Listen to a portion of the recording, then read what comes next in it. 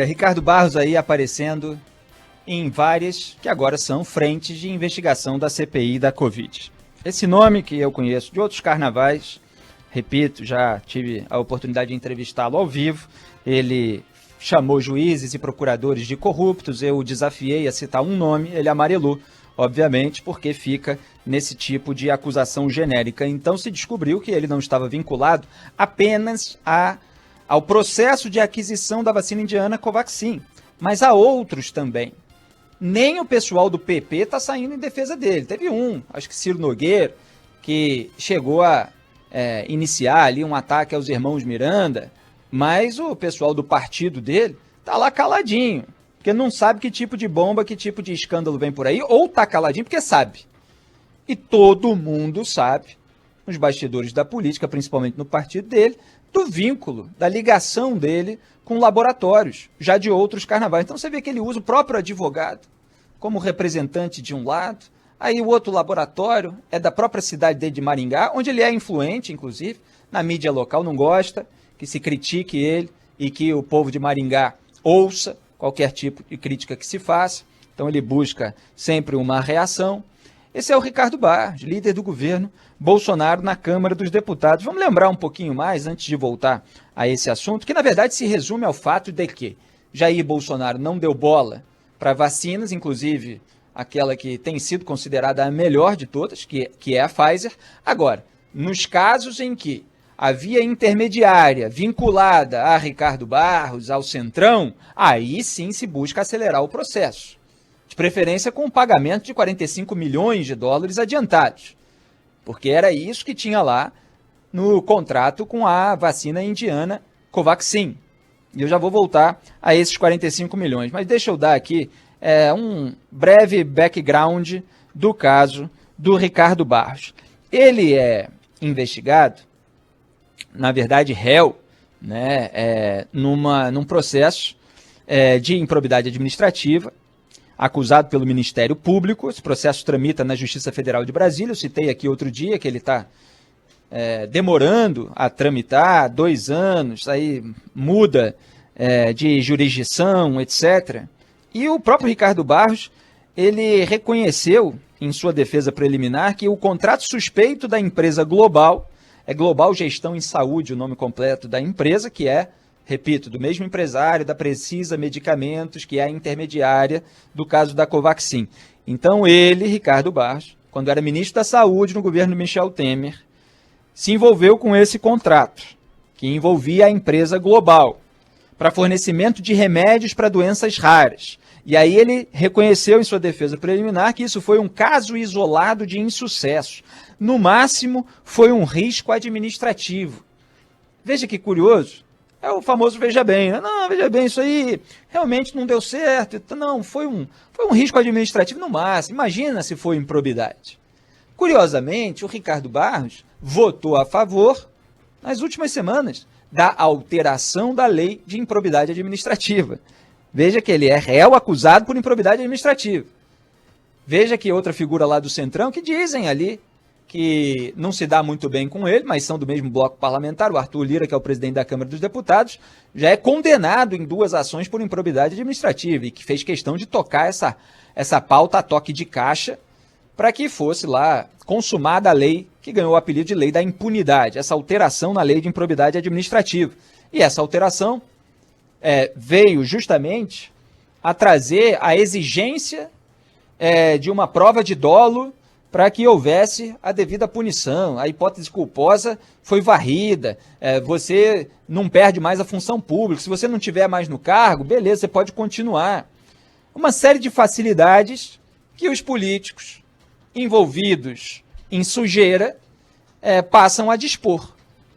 E você veja que o argumento, não vou nem chamar isso de argumento, que seria até um elogio, mas a alegação da defesa do Ricardo Barros nesse outro processo é que não, veja bem, foi um risco administrativo, quer dizer, ele tenta tirar qualquer hipótese de dolo, de que tenha havido alguma intenção deliberada de levar uma vantagem.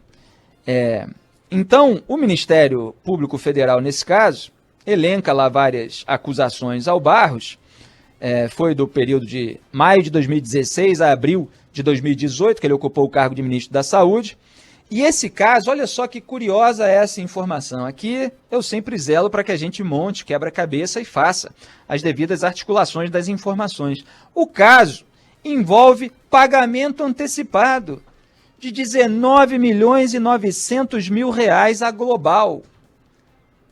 Estão entendendo que nesse caso que a gente está analisando agora, que faz parte da frente de investigação da CPI, envolvendo a Precisa, que é do mesmo empresário da Global, também havia ali a questão dos 45 milhões a serem pagos antecipadamente. E nesse caso, em que ele é réu, que é do passado, envolve o pagamento antecipado de 19.900.000 reais. Parece um padrão. Era para compra de medicamentos que nunca foram entregues. Aí sabe o que o Ministério Público Federal diz? Que o desabastecimento desses remédios levou 14 pacientes à morte e prejudicou o atendimento de centenas de outros pacientes. Vou repetir, para o MPF, o desabastecimento desses remédios levou 14 pacientes à morte e prejudicou o atendimento de centenas de outros pacientes. É o que dá. Sujeira na área da saúde resulta muitas vezes em morte. É isso que o Ministério Público Federal está apontando para um caso que é anterior à pandemia de Covid-19. Agora, imagine atualmente a gravidade que é você ter político desse naipe envolvido em aquisição de vacina. Vacinação atrasada, claro, por causa do presidente da República, mas as causas, para além do negacionismo, da estupidez bolsonarista, estão sendo apuradas ainda pela CPI da Covid, porque a gente vê claramente a rejeição, a indiferença a vacinas que já têm uma eficácia, já estavam avançadas, inclusive, em relação aos seus testes, e você tem uma pressa deliberada agora para a aquisição daquelas que têm algum envolvimento de políticos que fazem parte desse governo. Então esse é um ponto importante do histórico do Ricardo Barros. Aí tem outro ponto importante, que eu citei aqui por alto nos últimos dias, mas vale a pena detalhar. O Ricardo Barros foi alvo de delação premiada dos executivos da empreiteira Galvão Engenharia. Essa delação que foi homologada em dezembro de 2017 pelo ministro do STF, Luiz Edson Fachin. Na ocasião, o ex-presidente da empreiteira, Eduardo Queiroz Galvão, relatou em detalhes o pagamento de propinas a Ricardo Barros, porque não ocorreu apenas uma vez. Foi lá em 2011, ele era secretário de Indústria e Comércio do Beto Richa, então governador tucano, no Paraná. Aquele para quem Gilmar Mendes dá, como sempre dá para os tucanos, decisões favoráveis, até para o primo do Beto Richa, Gilmar deu. Pois é, Ricardo Barros também estava lá e se misturou com todo mundo. Tucano, Lula, Dilma, Bolsonaro, esse tipo de político que fica aí durante muito tempo, lamentavelmente sendo reeleito. Alô, povo de Maringá, povo do Paraná. Muito bem. Primeiro, ele pediu R$1 milhão, de acordo com o relato, para intermediar a venda de 49,9% da São Bento Energia à estatal paranaense Copel. A São Bento Energia era controlada pela Queiroz Galvão, que estava querendo sair dessa área e, portanto, estava vendendo ali para a estatal paranaense.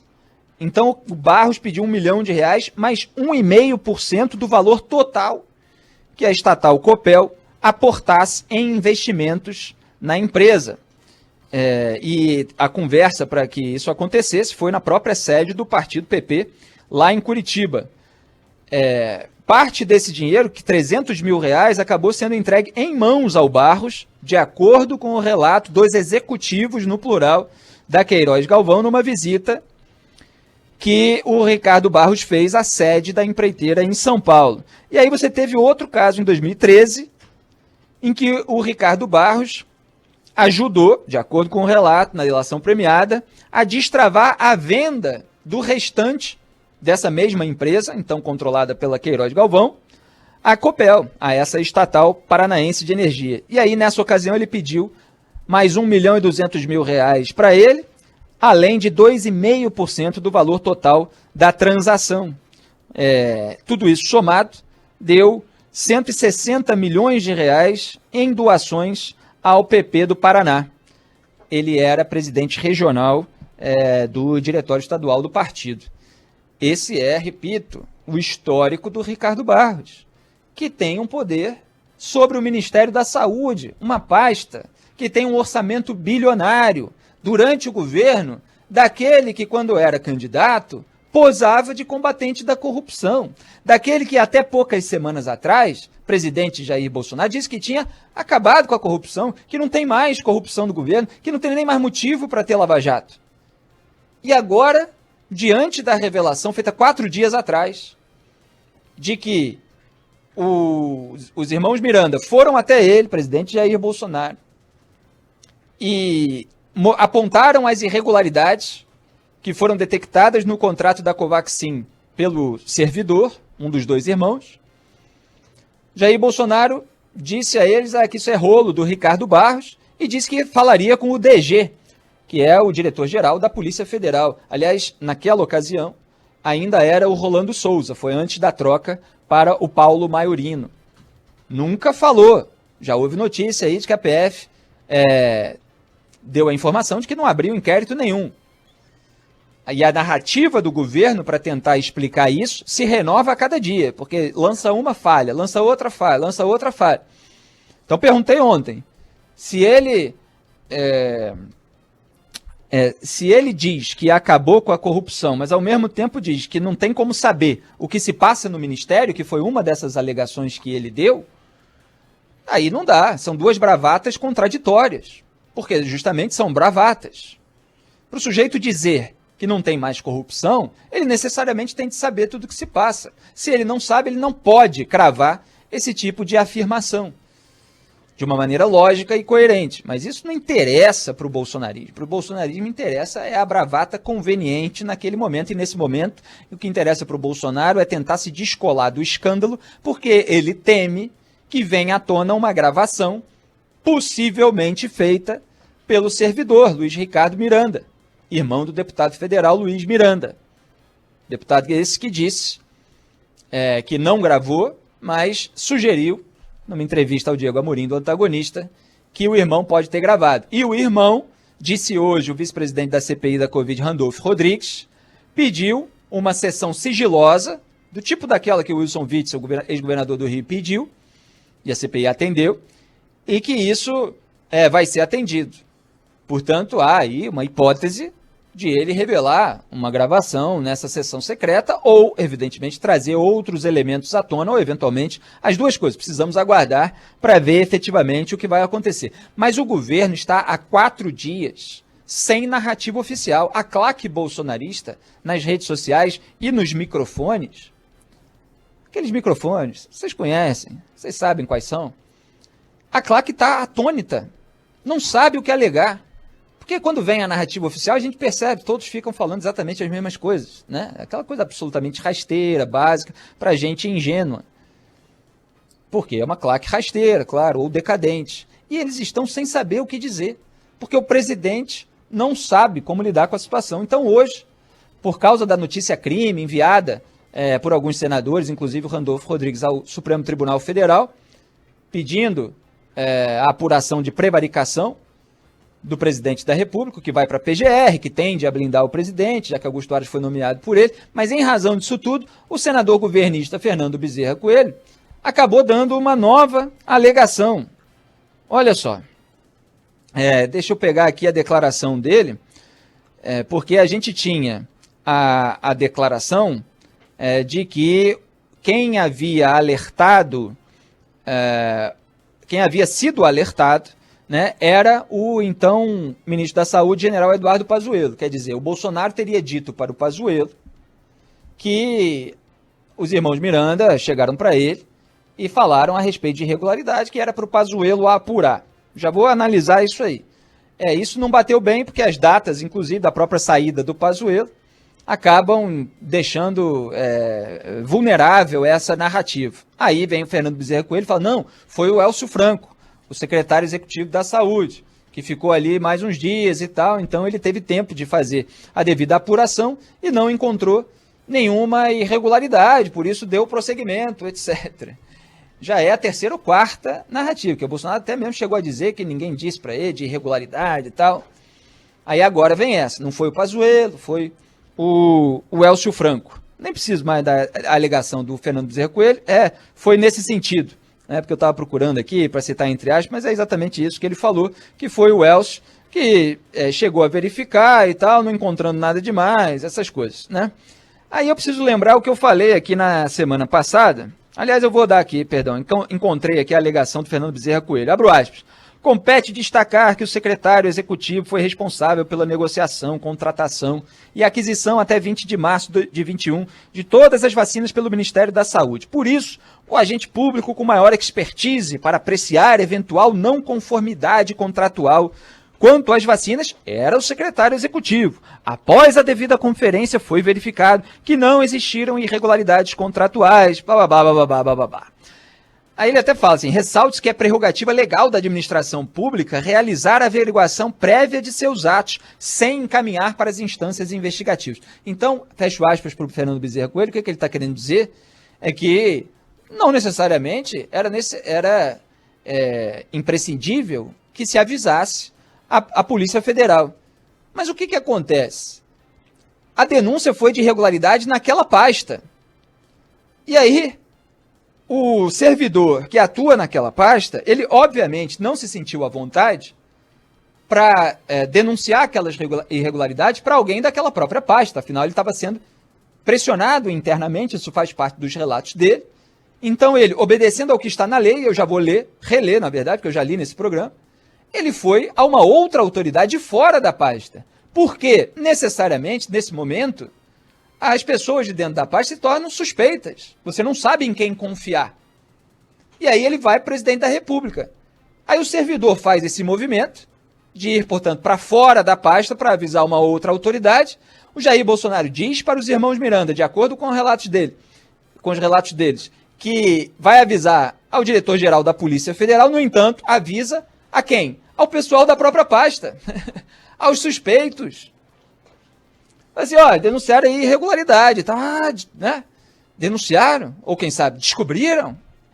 E aí vai lá o pessoal, e aparentemente isso que está sendo apurado pela CPI, tiram lá pelo menos o pagamento antecipado, que estava lá prestes a ser endossado por esse servidor, que é um servidor de carreira, que é um servidor concursado, que não é da patota que entra no governo por ser subserviente ao presidente. Por isso ele não quis assinar. Se ele assinasse, esse pagamento antecipado de 45 milhões teria ido adiante.